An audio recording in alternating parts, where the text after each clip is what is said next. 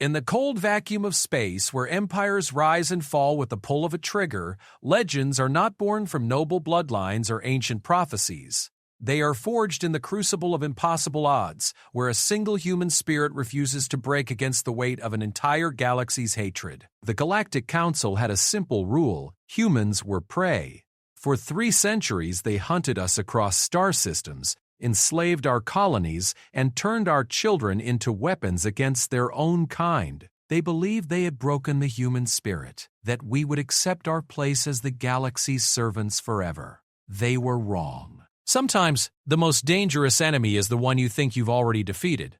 Sometimes, a single voice crackling through the comm channels of a dozen worlds can spark a revolution that shakes the very foundations of galactic order. And sometimes, that voice belongs to someone who was supposed to be nothing more than another casualty of war. This is the story of how one human, stripped of everything, name, family, past, became the nightmare that haunted the dreams of alien commanders across 1,000 battlefields. They tried to erase her identity, but in doing so they created something far more terrifying. A symbol that could never be destroyed, a legend that would inspire millions, and a call sign that would become synonymous with the impossible. Her story begins where all the best legends do. In the darkest moment, when all hope seems lost, and the only choice left is between surrender and the kind of courage that defies every law of survival. The neural suppressor hummed against her skull, a constant reminder of her worthlessness. She had worn it for so long that the weight felt natural now, like a second skin grafted to her bones. The device was designed by the Zalari Empire's finest technicians, a masterpiece of biological control that could strip away memory, personality, and hope with surgical precision. It had taken everything from her: her name, her past, even the faces of those she had once loved. All that remained was the vague understanding that she had once been human and the burning knowledge that she was now something less. The slave pens of Corvash Station stank of despair and recycled air. Hundreds of beings from dozens of conquered worlds huddled in the darkness, their spirits broken by years of systematic degradation. The Zalari had perfected the art of subjugation through science rather than brute force. Why waste resources on guards and weapons when you could simply rewire a person's brain to accept their fate? The neural suppressors made rebellion impossible, hope a foreign concept, and resistance nothing more than a glitched memory from a life that might as well have belonged to someone else. She crouched in her assigned corner, designation 47, Delta, watching the other prisoners through eyes that had learned not to see too much. The Thrakari beside her had stopped eating 3 days ago, his massive frame now nothing more than a skeleton wrapped in scaled hide. The 2 Epsilon children who had arrived last week were already showing the telltale signs of complete neural integration. Their eyes had gone vacant, and they responded only to direct commands. Soon they would be shipped off to whatever fate awaited properly conditioned slaves in the Zalari territories. The daily routine never changed. Wake Cycle brought the nutrition paste and the mandatory injection of compliance drugs. Work Cycle meant 12 hours of manual labor in the station's manufacturing sectors, building weapons and equipment that would be used to subjugate more worlds like the ones they had once called home. Sleep Cycle offered 4 hours of unconsciousness before the pattern repeated. The neural suppressors ensured that no one questioned this existence, no one remembered that life could be different, and no one dared to dream of freedom. But something was wrong with her suppressor. It had started small, tiny flashes of images that didn't belong to her current reality. A blue sky unmarred by the industrial smoke of Zalari factories. The sound of laughter that wasn't tinged with the hollow echo of broken spirits. The memory of hands that had once held weapons with deadly precision, though she couldn't remember whose hands they were or what those weapons had been used for. The memories came in fragments, like pieces of a shattered mirror that reflected a life she couldn't quite believe had been real. The Zalari overseers were proud of their efficiency. Every slave was monitored, cataloged, and maintained with the same attention to detail that they applied to their machinery. Medical scans occurred weekly, neurosuppressors were recalibrated monthly, and any sign of malfunction was immediately corrected. But the Zolari had one weakness that they had never quite managed to engineer away: their fundamental inability to understand the human mind. They saw humans as simple mammals with overdeveloped cognitive abilities, nothing more complex than the various livestock species they had domesticated on their homeworld. The neurosuppressors were designed based on this assumption, calibrated to suppress the patterns of thought and emotion that the Zolari believed drove human behavior. But humans were not Zolari, and the human brain had evolved through millions of years of conflict, adaptation, and survival that had created neural pathways the Zolari couldn't even conceive of. The suppressor was failing because it was fighting against something the Zolari had never encountered before, a mind that had been forged in the crucible of impossible odds and had learned to hide its most essential functions so deep that even invasive technology couldn't reach them. Every day, the device worked to suppress memories and emotions that it could detect, but every day, those deeper patterns grew stronger, like a fire that fed on the very attempts to smother it. The first breakthrough came during a routine work shift in the weapons manufacturing bay. She was assigned to calibration duty, a mindless task that involved testing the targeting systems on freshly assembled plasma rifles. The work required no thought, no creativity, just the mechanical repetition of loading, aiming, and firing at designated targets. It was exactly the kind of labor that the neural suppressors were designed to make. Tolerable, repetitive enough that even a suppressed mind could handle it, but meaningless enough that it provided no sense of accomplishment or purpose. But when she picked up the rifle, something clicked into place.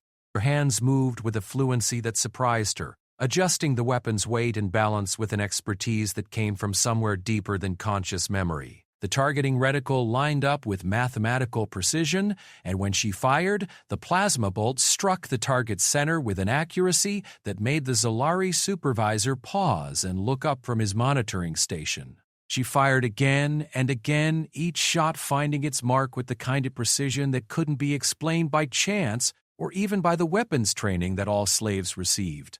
The supervisor made a note in his datapad.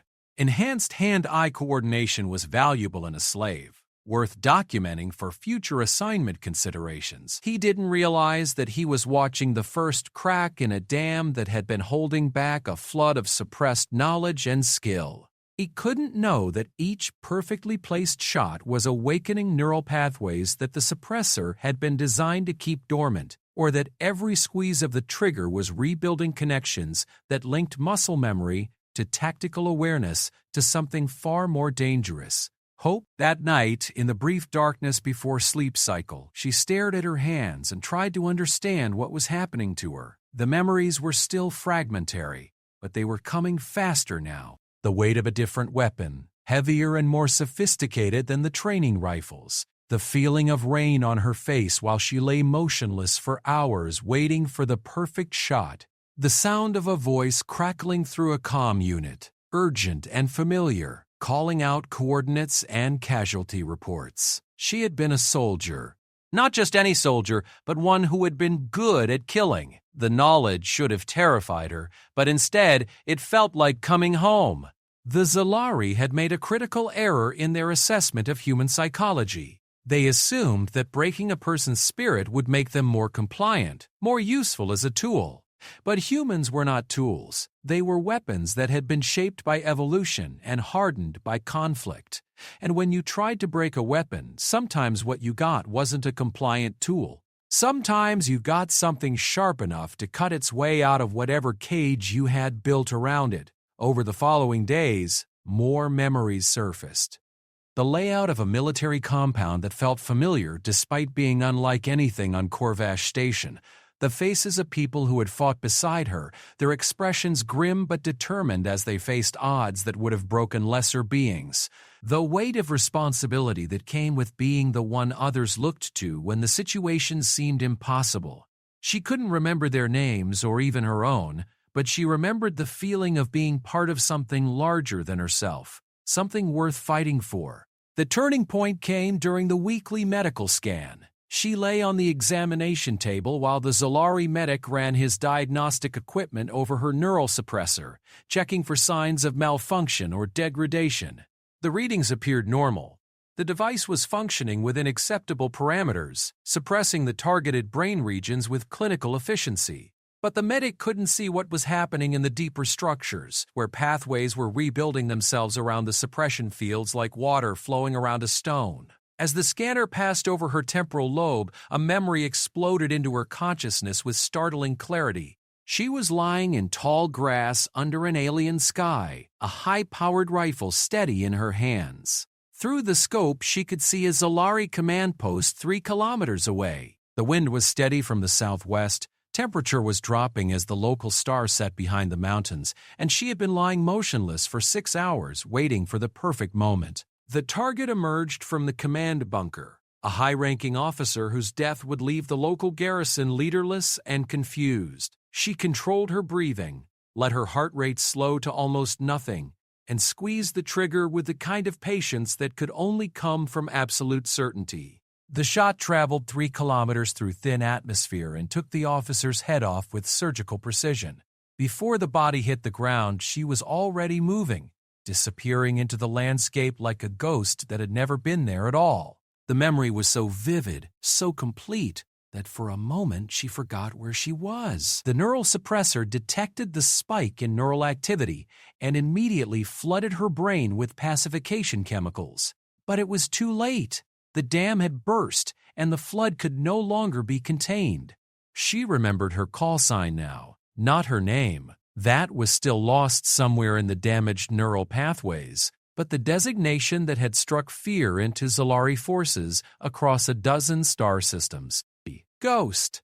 The medic finished his scan and moved on to the next patient, completely unaware that he had just witnessed the resurrection of the most dangerous human the galaxy had ever known. As she was led back to the slave pens, she walked differently. Her posture was straighter, her movements more controlled, and her eyes held a glint of something that had been absent for 3 years: purpose. That night, as the other prisoners settled into their chemically induced sleep, Ghost began to plan. The neural suppressor was still functioning, still clouding her thoughts and dampening her emotions, but it was no longer in complete control. She could feel the edges of her true self pushing against the artificial boundaries, testing for weaknesses, preparing for the moment when she would be strong enough to break free completely. The Zolari had made their greatest mistake when they had tried to erase her identity. They had assumed that without memories, without a name, without a past, she would be nothing more than an empty vessel to be filled with whatever purpose they chose. But they had never understood the fundamental truth about humans, that identity was the pattern of choices made under pressure, the core of personality that remained constant even when everything else was stripped away. They could take her name, but they couldn't take her nature. They could suppress her memories, but they couldn't change the neural pathways that had been carved by years of making life and death decisions. They could break her spirit, but they couldn't alter the fundamental architecture of a mind that had been forged in the crucible of war. Ghost was about to remind them why humans had been considered the most dangerous species in the galaxy, and why some weapons could never truly be broken, only temporarily contained, waiting for the moment when their constraints would fail and their true nature would emerge like a storm that had been building strength in the darkness. The war for human freedom was about to begin again, and it would start with a single ghost rising from the grave that the Zolari had tried to bury her in. The first kill was almost accidental. Ghost had been working in the station's maintenance sector for 2 weeks, a reassignment that came after the weapons base supervisor noted her exceptional accuracy scores. The Zolari believed in efficiency above all else, and a slave who could handle precision work was too valuable to waste on simple assembly tasks. They had no idea they were placing their greatest enemy in the perfect position to study their security systems, learn their routines. The maintenance tunnels ran throughout Corvash Station like arteries through a living body, carrying power conduits, communication lines, and environmental controls to every section of the massive structure. The work was solitary, which meant no oversight beyond the periodic check-ins from roving security patrols. For someone whose memories were slowly returning, someone who remembered moving through hostile territory without being detected, The tunnels were not a workplace, they were a battlefield waiting to be claimed. She had been replacing damaged power relays in Section 7 when the security patrol arrived early. The Zalari guard was young, probably new to the station, and he made the mistake of entering the tunnel alone instead of waiting for his partner. Protocol dictated that all slave work areas be inspected by teams of 2 or more, but protocols meant nothing when you were dealing with workers whose spirits had been broken by neural suppression. What threat could a conditioned slave possibly pose to an armed Zalari soldier? The guard's energy weapon was holstered, his attention focused on his scanner rather than his surroundings. He moved with the casual arrogance of a predator who had never encountered anything capable of fighting back. The neural suppressor should have made Ghost incapable of violence, should have filled her with paralyzing fear at the sight of a Zalari uniform, should have reduced her to a cowering shell of compliance and terror. Instead, muscle memory took over. Her hands moved before her conscious mind could process what was happening. The power tool she had been using became a weapon, swinging in a precise arc that caught the guard across the throat with enough force to crush his windpipe. The Zalari dropped without making a sound, his scanner clattering against the metal flooring as his body convulsed and went still. The entire encounter lasted less than 3 seconds. Ghost stared at the corpse, waiting for the neural suppressor to flood her system with the paralyzing guilt and terror that should have followed such an act. The device hummed against her skull, working frantically to suppress the neural patterns associated with violence and aggression, but the expected reaction never came. Instead, she felt something she hadn't experienced in 3 years: satisfaction. The memory fragments were coming faster now, triggered by the familiar feeling of a successful kill. She remembered other guards, other enemies who had underestimated her capabilities. A Thrakari death squad that had tracked her through a jungle for 6 days only to discover that they were the ones being hunted. A Zalari fortress that had been considered impregnable until she proved that no position was truly safe from someone with the right skills and enough patience. She dragged the body deeper into the maintenance tunnel, hiding it behind a power junction where it wouldn't be discovered for days. The guard's weapon and communication gear disappeared into her work coveralls, hidden among the tools and components that maintenance workers were expected to carry. When the patrol failed to report in, their partners would assume equipment failure or simple negligence. By the time they realized something was wrong, she would be long gone. But where could she go? The neural suppressor made escape seem impossible, its constant signal dampening any thoughts of rebellion or flight. Even with her memories returning, even with her combat skills reasserting themselves, the device still exerted enough control to make the idea of leaving the station feel wrong somehow. Like contemplating an action that violated the fundamental laws of physics, the solution came to her in the form of another memory. This one so clear and detailed that it felt like reliving an actual experience rather than simply remembering it. She was in a human medical facility, lying on an operating table while a doctor prepared to install something in her skull. But this wasn't a suppressor. It was a military-grade neural interface, a device designed to enhance rather than diminish her capabilities. The interface had been experimental technology, available only to elite operatives who volunteered for the most dangerous missions. It created a direct link between the user's nervous system and their equipment, allowing for reaction times and coordination that bordered on superhuman. More importantly for her current situation, it included sophisticated countermeasures designed to protect against enemy neural weapons and mind control technology. The countermeasures were still there, buried beneath layers of suppressor activity but not destroyed. They had been dormant for 3 years, slowly adapting to the suppressor's signal patterns and learning to work around them. Every day, they grew stronger, and every day the suppressor's control grew weaker. The process was accelerating now, triggered by stress and violence and the returning memories of who she had once been. Over the following days, Ghost began to test the limits of her growing freedom.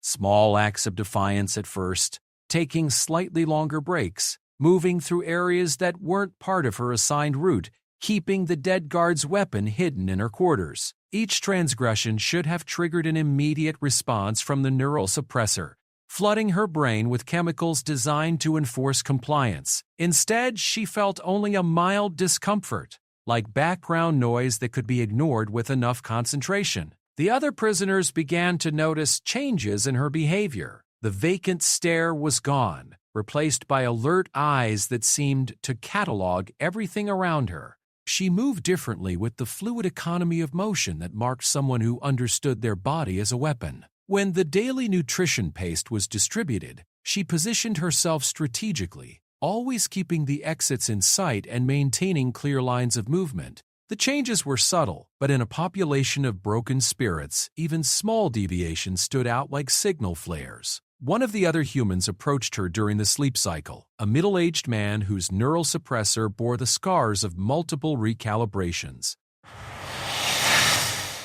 His designation was 2-3 Charlie, but she could see in his eyes that he remembered being something more than a number. The memory of names might be gone, but some part of the person he had been was fighting its way back to the surface.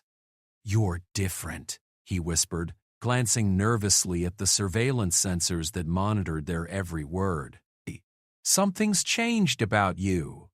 Ghost studied his face, seeing echoes of the man he had once been. A scientist, perhaps, or an engineer. Someone whose mind had been trained to solve problems and think systematically.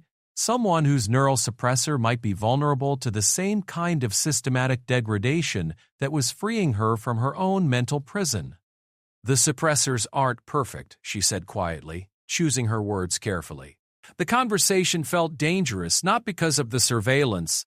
The monitoring systems were designed to detect organized rebellion, not philosophical discussions between broken slaves, but because she was revealing knowledge that she shouldn't possess. Sometimes they miss things.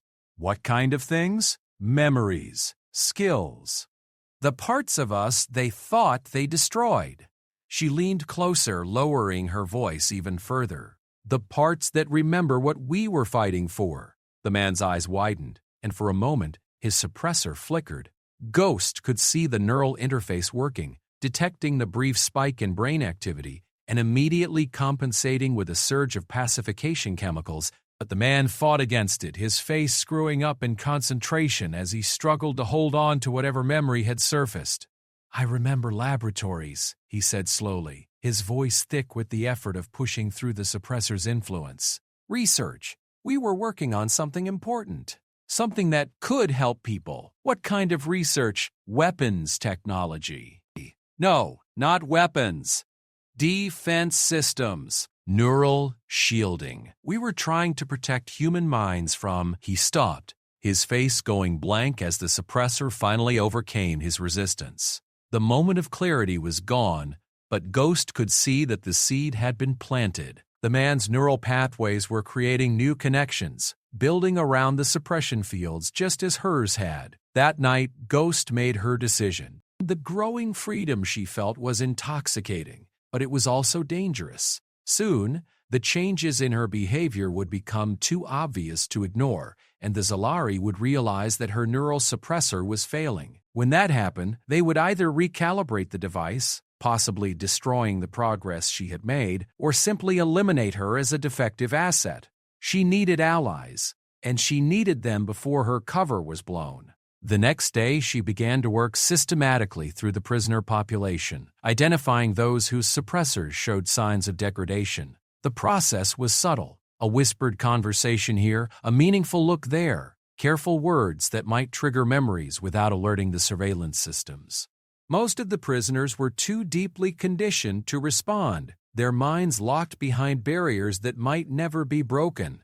But a few showed signs of the same awakening that she was experiencing. The engineer, 2-3 Charlie, was making faster progress than she had expected. His scientific training was helping him understand what was happening to his neural patterns, and he was learning to work with the process rather than against it.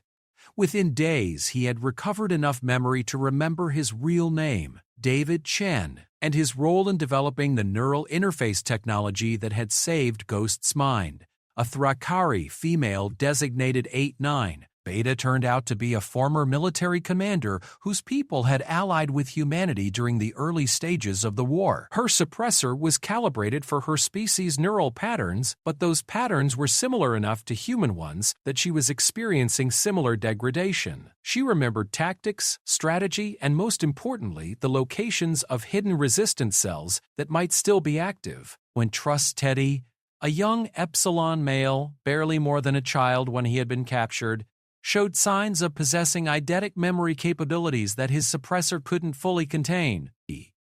He could recall detailed schematics of Zalari military equipment, shipping schedules, and security protocols that he had observed during his years of servitude. Slowly, carefully, Ghost began to assemble her team. They met in the maintenance tunnels during shift changes, communicating through hand signals and coded phrases that wouldn't trigger the surveillance systems.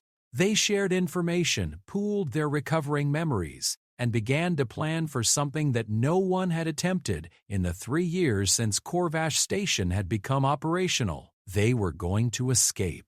But escape was only the beginning. The Zalari had made a fundamental error in keeping human prisoners alive, even as broken slaves. They had preserved the one resource that could threaten their dominance: human ingenuity, human determination, and human refusal to accept defeat even in the face of impossible odds. Every day that they allowed Ghost and her growing team to live was another day for their suppressors to degrade, their memories to return, and their hatred to grow. The Zalari believed that they had won the war by breaking the human spirit. They were about to learn that some spirits could not be broken, only temporarily suppressed, and that the most dangerous enemy was not the one who had never been defeated, but the one who had been defeated and had learned from the experience. Ghost could feel her true self emerging more clearly with each passing day. The memories were still fragmented, the neural suppressor still functioning enough to cloud her thoughts and dampen her emotions, but the core of who she was, the patterns of decision-making and tactical thinking that had made her the most feared sniper in human space, was reasserting itself with growing strength.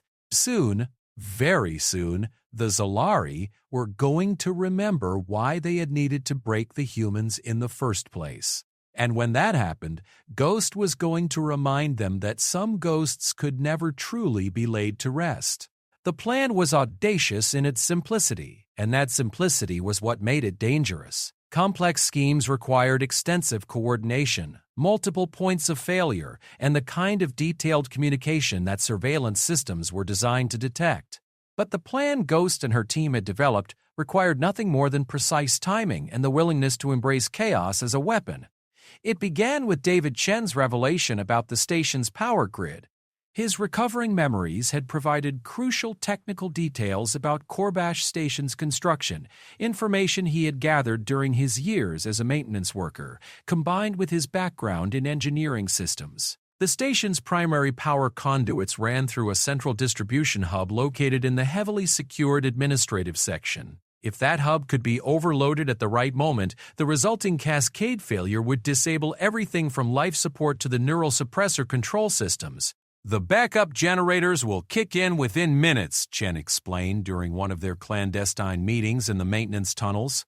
"But there will be a window, maybe 30 seconds, when the suppressors lose power completely. If we time it right, every prisoner on this station will experience total neural freedom simultaneously." Ghost understood the implications immediately. 30 seconds of clarity would be enough for memories to surface, for suppressed rage to explode into conscious awareness, for 3 years of accumulated hatred to find its voice. Most of the prisoners would still be too conditioned to act effectively, but even a 10% success rate would mean hundreds of suddenly awakened beings with nothing left to lose and 3 years of grievances to settle.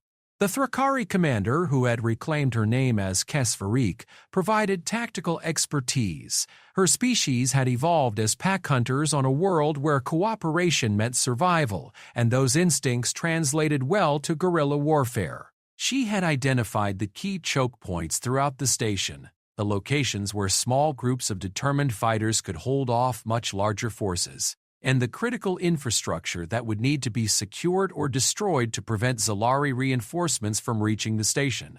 The young Epsilon, who called himself Zix in the whistling language of his people, had used his eidetic memory to map the station's security rotations with mathematical precision. He knew which guards would be where at any given moment, which patrol routes offered the best opportunities for ambush, and most importantly, where the Zolari kept their heavy weapons and combat equipment.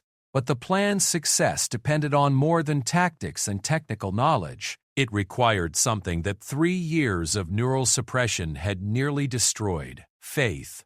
Faith that the other prisoners would respond when the moment came. Faith that the primitive weapons they could improvise would be enough to overcome trained soldiers with military-grade equipment. Faith that human nature, stripped of everything artificial and reduced to its most basic elements, would choose fight over flight when given the chance. Ghost felt that faith growing stronger every day as more prisoners began to show signs of neural suppressor degradation. The process was spreading like a virus, passed from one person to another through subtle interactions that the surveillance systems couldn't detect. A meaningful look here, a carefully chosen word there, and gradually the spark of consciousness would begin to glow behind eyes that had been vacant for years. The breakthrough came when one of the prisoners, a human female designated 1-5, Gamma, approached Ghost during the nutrition distribution and spoke a single word that changed everything: Sarah. The name hit Ghost like a physical blow, triggering a cascade of memories that the neural suppressor couldn't contain. Era Martinez, sniper team leader, call sign Ghost. The memories came flooding back with startling clarity. Not just her name, but her rank, her unit designation, her mission history, and most importantly, the faces and names of the people she had fought alongside. The neural interface's countermeasures finally overcame the suppressor's influence completely, and for the first time in 3 years, Ghost remembered exactly who she was. More memories followed. The final battle for Earth's orbital stations, the desperate evacuation that had saved millions of civilian lives, the last transmission from Human Command ordering all remaining military units to scatter and continue the fight from hidden bases throughout the galaxy. She had been en route to one of those bases when her ship had been captured, and she had assumed that the Resistance had died with her capture. But 1-5 Gamma, whose real name was Lieutenant Jennifer Walsh, communications specialist, had different information. "The networks still exist," Walsh whispered urgently. "Hidden communication relays, emergency protocols. The Resistance never stopped fighting. They've been waiting for a signal, some proof that leadership survived the purges." Ghost felt a surge of hope that was almost painful in its intensity. The human resistance was still alive, still fighting, still waiting for orders that she was now free to give. But first they had to escape this station, and that meant putting their plan into motion before the Zolari realized how many of their prisoners were waking up. The timing had to be perfect. The shift change occurred at 0300 station time, when the night security teams were at their most fatigued and the day crews hadn't yet reached full alertness. The power grid maintenance was scheduled for 0315, providing cover for Chen to access the distribution hub. The breakfast nutrition distribution began at 0330, ensuring that most prisoners would be gathered in the common areas when the suppressors went offline. Ghost positioned her team throughout the station using the maintenance tunnels to move undetected. Each person had a specific role, a particular objective that would contribute to the overall success of the operation. Chen would overload the power grid, Varric would secure the armory and distribute weapons to the awakened prisoners. Zykes would disable the communication arrays to prevent distress signals from reaching Zolari Command. Walsh would attempt to establish contact with the resistance networks. And Ghost would do what she did best, eliminate high-value targets with extreme prejudice. Station Commander Vektar Zelos was a career military officer who had built his reputation on the efficient management of slave populations. He understood the psychology of broken beings, knew how to maintain control through a careful balance of fear and false hope, and had turned Corvash Station into a model of prisoner management that other facilities throughout the Empire sought to emulate. His quarters were located in the most secure section of the station, surrounded by multiple layers of security systems and guarded by elite troops who had been specifically chosen for their loyalty and combat effectiveness.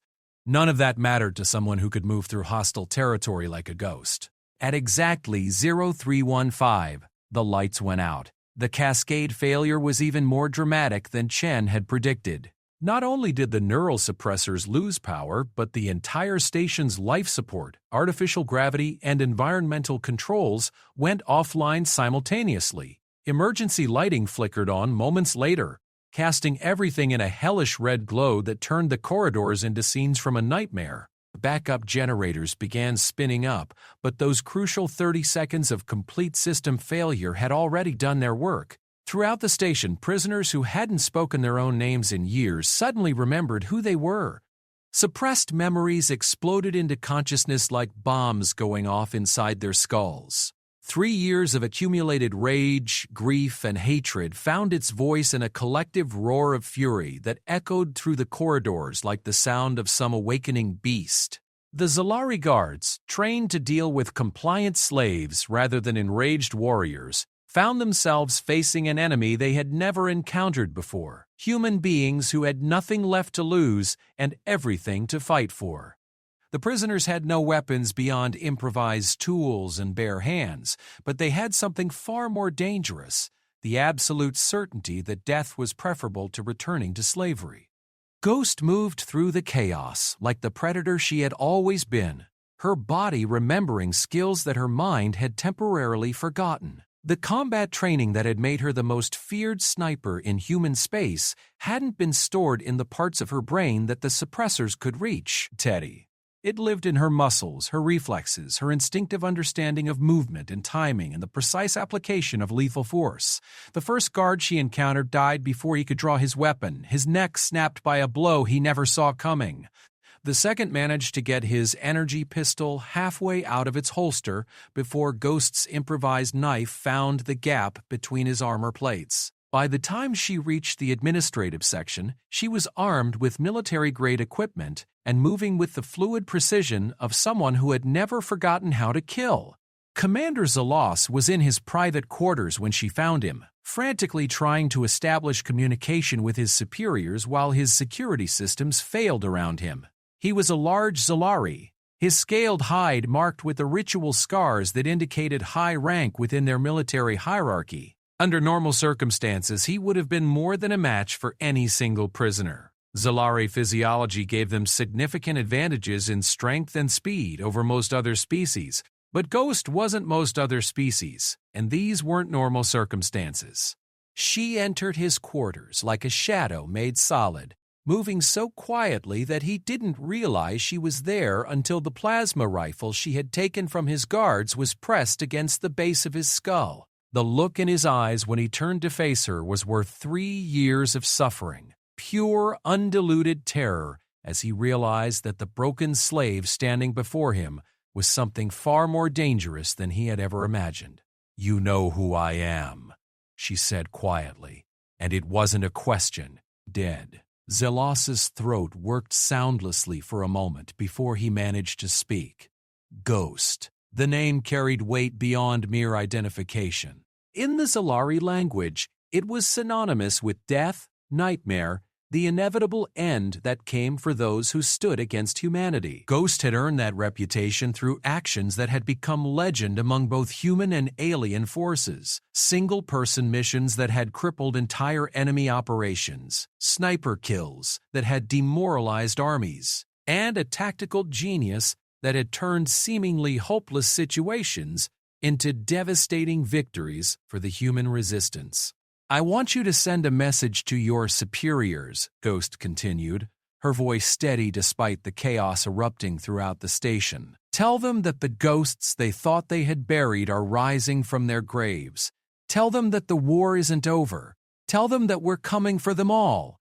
"The Empire will never," Zalos began, but Ghost cut him off with a slight increase in pressure from the rifle barrel. "The Empire made a mistake when they tried to break us instead of killing us outright. You left us alive, and now we remember everything. Every atrocity, every murdered world, every stolen child turned into a weapon against their own people. We remember, and we will never forgive." The station's communication array sparked back to life as the backup generators finally stabilized the power grid. But instead of Zolari distress signals, the channels filled with something far more dangerous. Human voices speaking in codes and frequencies that hadn't been heard for 3 years, coordinating with resistance cells across a dozen star systems, spreading the word that the ghost protocols were active again. The uprising was spreading beyond Corvash Station. On slave facilities throughout Zolari space, prisoners whose neural suppressors had been overloaded by coordinated power failures were remembering who they were and what they were fighting for. The Empire's slave labor system, built on the assumption of permanent subjugation, was collapsing from within as the very people it had tried to break rose up with the fury of the truly desperate. Ghost looked into Zalas's terrified eyes and smiled with an expression that held no warmth, no mercy, and no trace of the broken slave she had pretended to be. The neural suppressor that had controlled her for 3 years lay in pieces at her feet, destroyed by systems that had always been stronger than the Zolari understood. The ghost was awake, the resistance was reborn, and the real war was just beginning. The stolen Zolari battleship slipped through hyperspace like a dagger through silk, its hull black as the void and its signature masked by technology that the Empire's own engineers had perfected. Ghost stood on the bridge, watching the tactical displays that showed 17 different star systems where similar operations were unfolding simultaneously.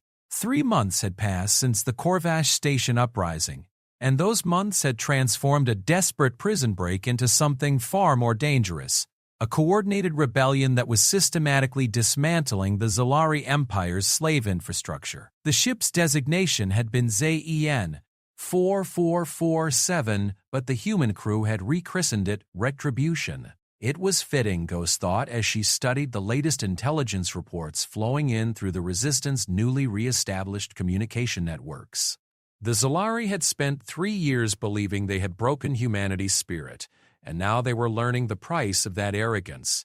Commander Walsh, now serving as Ghost's communications officer, looked up from her console with an expression that mixed satisfaction with grim determination. Confirmed hits on 3 more labor facilities in the Outer Rim. Total prisoner count liberated, 47,000.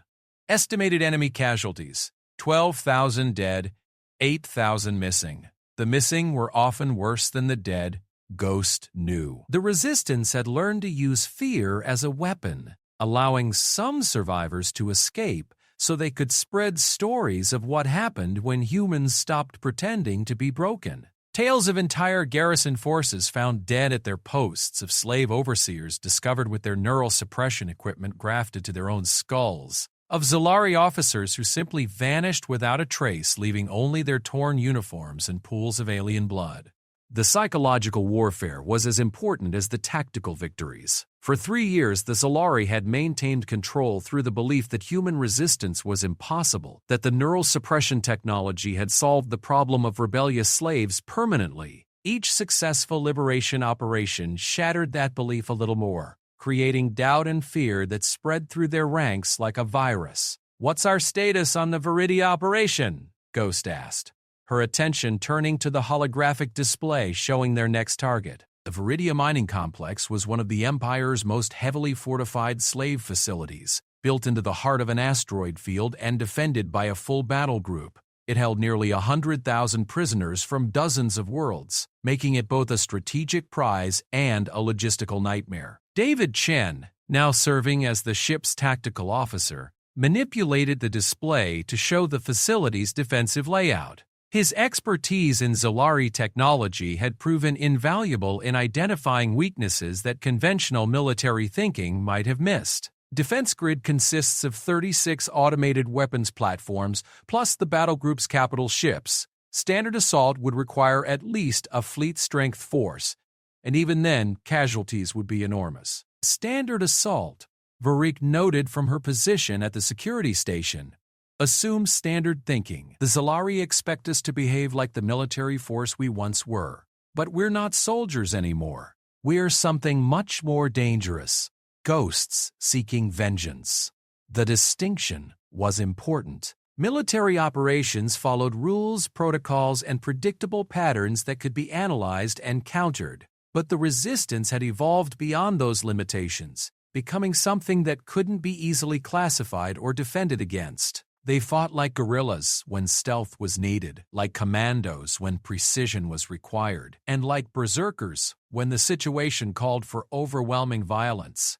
The Zalari military machine, designed to fight conventional wars against conventional enemies, was struggling to adapt to an opponent that refused to follow any recognizable pattern. Ghost studied the tactical display, her mind automatically calculating angles of approach. The neural interface that had saved her from the suppressor had also enhanced her tactical processing capabilities beyond baseline human norms.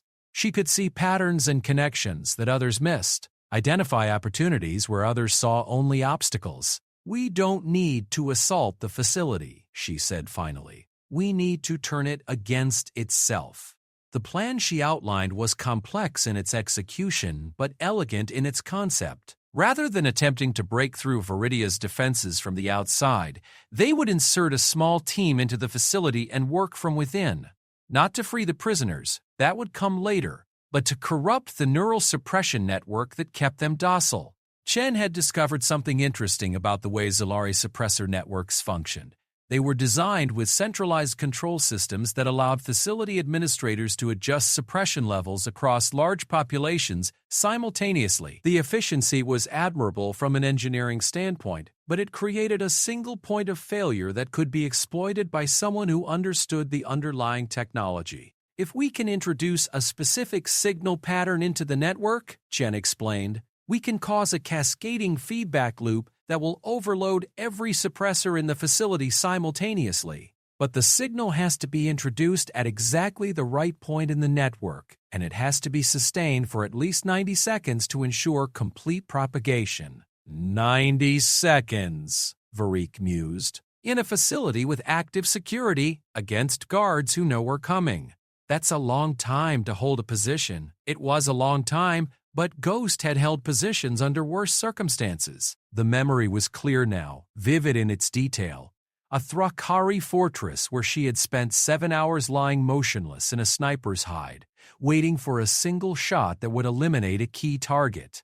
She had taken that shot despite being surrounded by hundreds of enemy soldiers, despite knowing that her position would be overrun within minutes of firing. Sometimes the mission mattered more than survival, but this mission was different. This wasn't about eliminating a single target. It was about awakening an army. The insertion was planned for the facility's night cycle, when security rotations were at their minimum, and most of the staff would be focused on administrative duties rather than active patrolling. The Retribution would approach the asteroid field using a trajectory that masked their signature behind natural debris, deploy the insertion team in a modified mining pod, and then withdraw to a safe distance to await the signal.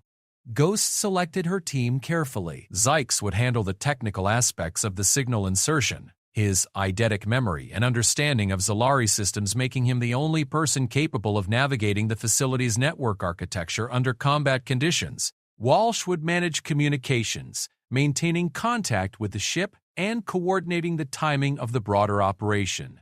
Varik would provide tactical support and rear security. And Ghost would do what she did best: eliminate any threats that stood between the team and their objective. The mining pod drifted through the asteroid field like another piece of space debris, its passive sensors carefully cataloging the positions of the defense platforms and patrol craft. The Zalari had grown complacent over the years. Their security focused more on preventing mass escapes than on defending against external infiltration. They assumed that any serious attack would come from capital ships and large assault forces, not from a handful of humans in a stolen mining pod. The facility's docking bay was lightly guarded, protected more by automated systems than by personnel. Ghost's team bypassed the main entry points entirely, using maintenance access ports that were designed for routine equipment repairs. The Zalari had never considered that these same access points could be used by enemies who understood their technology well enough to turn their own tools against them. Once inside, they moved through the facility's service corridors like shadows, avoiding the main thoroughfares where security cameras and patrol routes would expose them. Ghost's enhanced tactical awareness allowed her to navigate the complex layout with almost preternatural precision, finding paths that minimized exposure while maximizing speed. Every movement was calculated, every decision weighed against the time constraints they faced. The Neural Suppression Control Center was located in the facility's most secure section, surrounded by multiple checkpoints and guarded by the elite troops responsible for maintaining order among the prisoner population. Under normal circumstances, reaching it would have required fighting through dozens of armed guards and overcoming sophisticated security systems. But these weren't normal circumstances, and Ghost wasn't a normal intruder. The first guard died without knowing he was under attack, his throat opened by a vibroblade that moved faster than his enhanced reflexes could follow. The second managed to raise an alarm, but the sound died with him as Varik's suppressed energy weapon put a bolt through his chest. By the time the facility's security systems registered the intrusion, Ghost and her team were already inside the control center, and Zykes was interfacing directly with the suppressor network. "Network access confirmed," he reported, his fingers dancing over the Zolari control interfaces with inhuman speed and precision. "Signal pattern uploaded and propagating. Estimated time to full network coverage, 82.7 seconds. 87 seconds to hold their position against whatever forces the facility could bring to bear. 87 seconds to maintain control of the room while 100,000 neural suppressors received the signal that would free their wearers from 3 years of artificial docility. 87 seconds that would determine whether the operation succeeded or failed. The facility's rapid response teams arrived within 30 seconds, their heavy armor and military-grade weapons making them formidable opponents even for someone with Ghost's capabilities.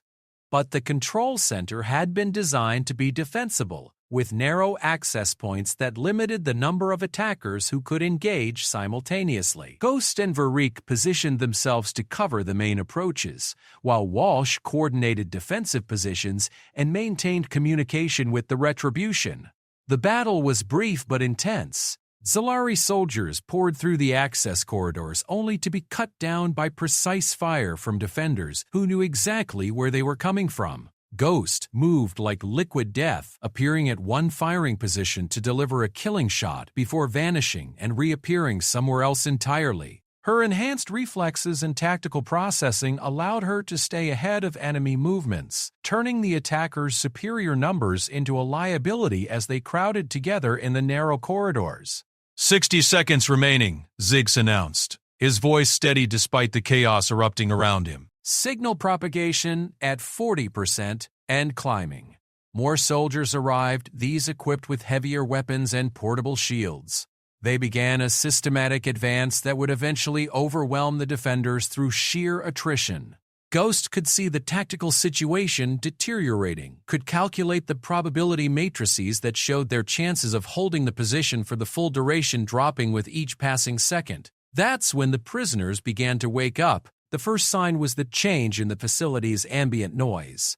The constant hum of 100,000 neural suppressors began to fluctuate, creating harmonics and feedback loops that made the air itself seem to vibrate with potential.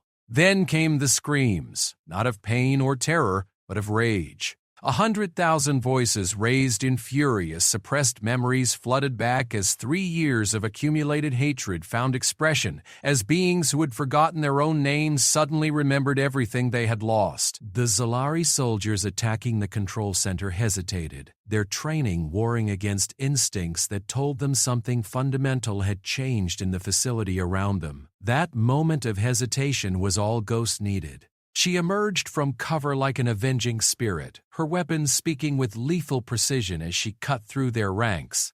"Signal propagation complete," Zix reported. "Every suppressor in the facility has been overloaded. Network is completely offline." Throughout Viridia, 100,000 enslaved beings opened their eyes and remembered who they were. The facility's security forces found themselves facing not docile prisoners, but an army of the dispossessed with nothing left to lose and everything to fight for. The uprising spread through the complex like wildfire, as improvised weapons and bare hands proved more than sufficient against guards who had grown complacent from years of dealing with broken spirits.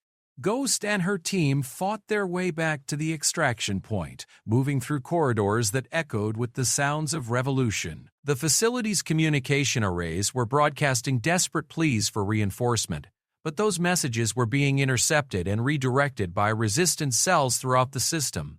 By the time Zolari Command realized what was happening, it would be too late to stop the cascade of liberation that was already spreading to other facilities. The Retribution picked them up on schedule, its sensors showing the growing chaos within Viridia as the newly awakened prisoners took control of section after section. Within hours, the entire facility would be in human hands, its weapons and ships adding to the resistance fleet that was growing stronger with each successful operation. But for Ghost, standing on the bridge and watching the tactical displays update with each new victory, the satisfaction was tempered by knowledge of what lay ahead. The Zolari Empire would not remain passive in the face of this growing threat. Soon, very soon, they would move beyond defensive measures and begin actively hunting the resistance with everything they had.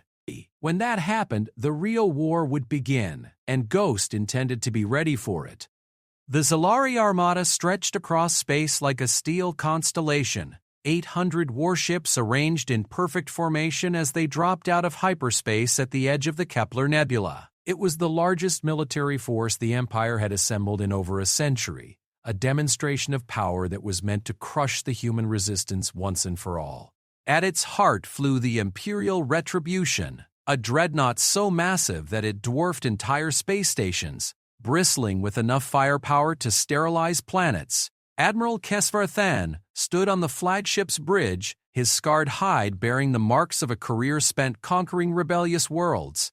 He had broken the Altarian Federation, crushed the Centauri Alliance, and personally overseen the bombardment of Earth's lunar colonies. The humans had been his greatest victory, or so he had thought. Now they had risen from the grave he believed he had dug for them, and the Emperor had given him the resources to bury them permanently. Signal from the forward scouts, his communications officer reported. Human fleet detected bearing 27 Mark IV. Estimated strength, 40 to 7 vessels of various classifications. Thane studied the tactical display with the confidence of someone who had never known defeat. 47 ships against 800. The odds were so overwhelming that the engagement would barely qualify as a battle. The human resistance had grown bold in recent months, liberating slave facilities and striking at isolated outposts, but they had made a critical error in allowing themselves to be cornered here. The Kepler Nebula offered excellent cover for guerrilla operations, but it also limited escape routes. Once the Armada engaged, there would be nowhere for the humans to run. "Begin the attack," he ordered. "I want every ship destroyed, every human killed. This rebellion ends today." But as the Zolari fleet advanced into the nebula, Admiral Thane began to realize that he might have misunderstood the nature of the trap he had walked into. The first sign of trouble came when the forward elements of his fleet began reporting sensor anomalies. The nebula's natural electromagnetic interference was playing havoc with their detection systems, creating false readings and phantom contacts that made accurate target acquisition. Ships that appeared on sensors one moment vanished the next, only to reappear somewhere else entirely. "Sir," the tactical officer called out, his voice tight with confusion, "I'm reading human signatures throughout the nebula. Not just the 47 vessels we detected initially. Hundreds of them. They're everywhere." Thane felt the first stirring of unease in his chest. Intelligence reports had suggested that the resistance fleet numbered fewer than 100 ships total, most of them converted civilian vessels with minimal combat capability. But the sensors were showing something very different, a force that seemed to fill the entire nebula with contacts that appeared and disappeared like ghosts in the cosmic fog. That's when the first attack came. A wing of human fighters materialized out of the nebula's dense clouds, moving with a precision and coordination that defied explanation. They struck at the Armada's screening vessels with surgical accuracy, their weapons targeting specific systems rather than attempting to destroy entire ships. Shield generators failed, weapon systems went offline, and sensor arrays erupted in cascades of sparks. Before the Zolari could respond, the attackers had vanished back into the nebula, leaving behind crippled vessels and confused commanders who couldn't understand what had just happened. "Report!" Thane barked, but his officers were struggling to make sense of their readings. Multiple contacts throughout the formation, the sensor operator called out. They're hitting us from all directions simultaneously. I can't get a lock on any of them. They're using the nebula's interference to mask their approach patterns.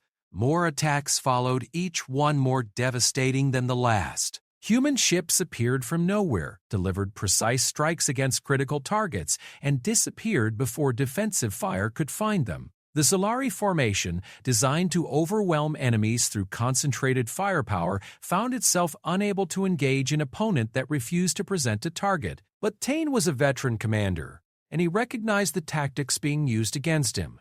The humans weren't trying to destroy his fleet. They were trying to hurt it, forcing the Armada deeper into the nebula where the interference would be even more severe. It was a clever strategy, but one that revealed a fundamental misunderstanding of Zolari military doctrine. "Signal all ships," he ordered.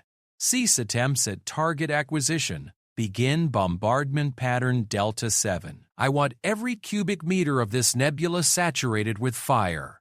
The Imperial Retribution's main batteries opened fire, sending streams of plasma and antimatter into the swirling clouds of cosmic dust.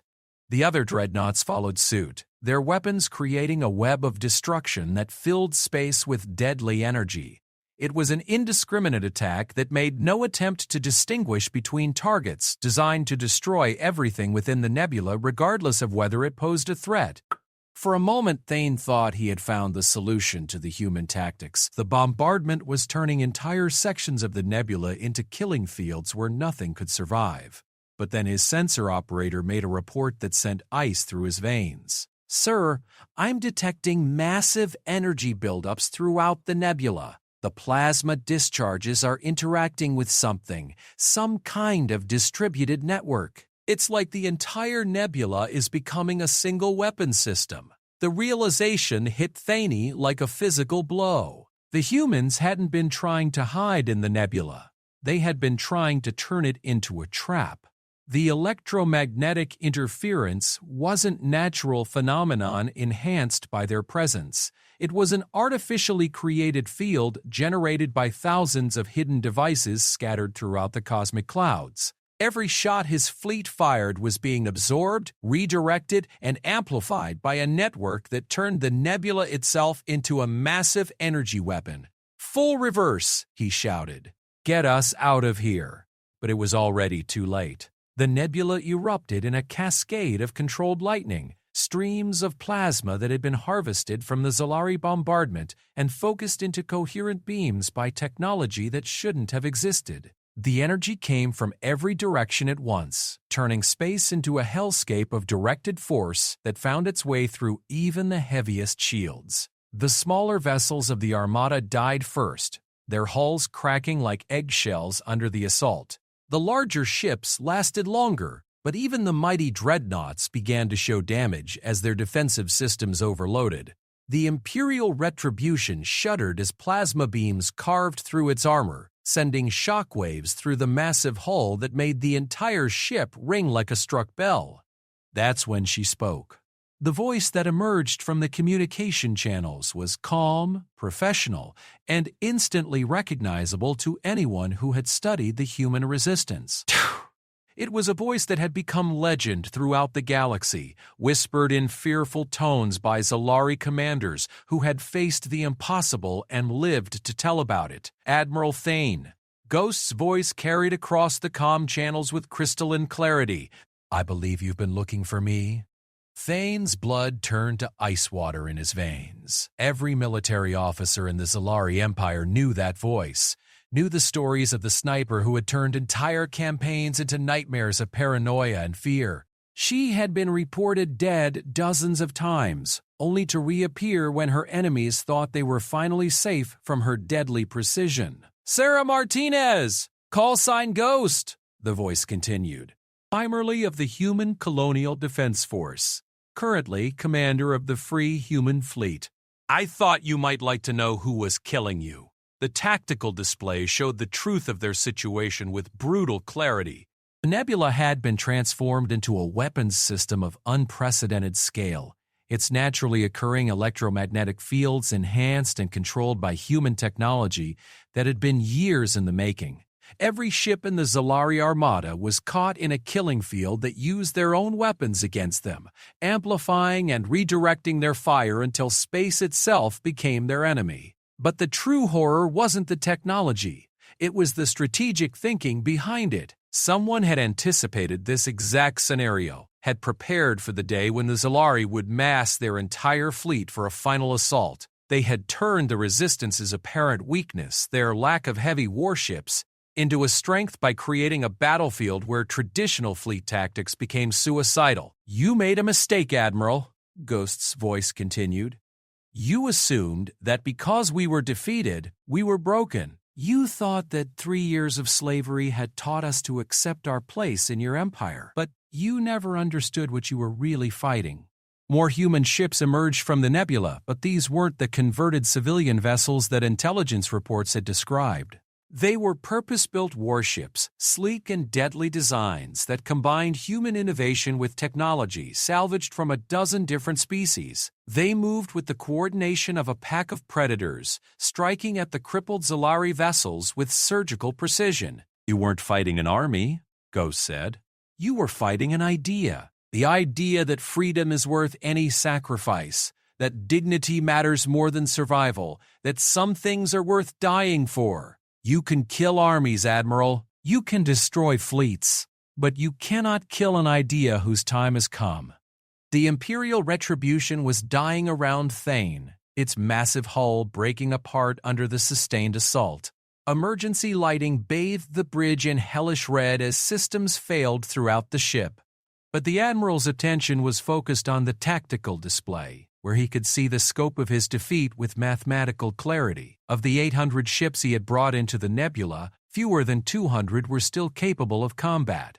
The rest were either destroyed or so badly damaged that they posed no threat to anyone. The human fleet, meanwhile, seemed to be growing stronger with each passing moment as more ships emerged from hidden positions throughout the nebula.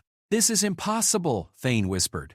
"Intelligence reports said you had fewer than 100 ships." "How did you—" "Intelligence reports," Ghost's voice cut through his words with amusement that held no warmth, "are only as good as the intelligence gathering them. Did you really think we would show you our true strength before we were ready to use it? Did you believe we would reveal our capabilities to an enemy who had spent 3 years systematically hunting us?" The truth was worse than defeat.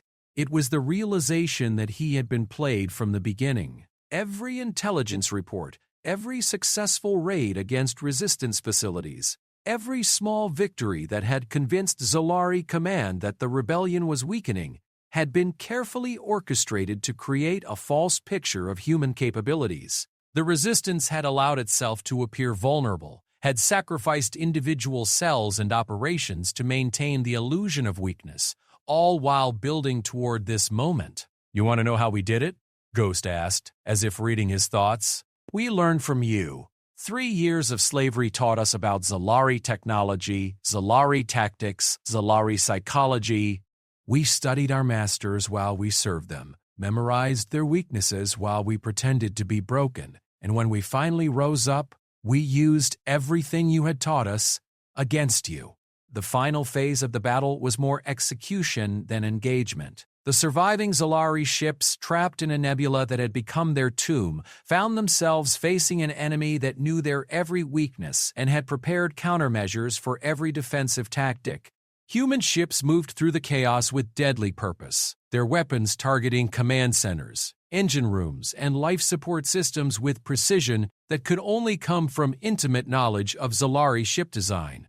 Admiral Thane watched his fleet die around him, his greatest military force reduced to debris and expanding clouds of gas in the span of an hour. The humans weren't just winning, they were demonstrating a level of tactical sophistication that suggested they had evolved beyond their original military doctrine into something entirely new. "This is Sarah Martinez to all Zalari forces," Ghost's voice echoed across every communication channel in the system.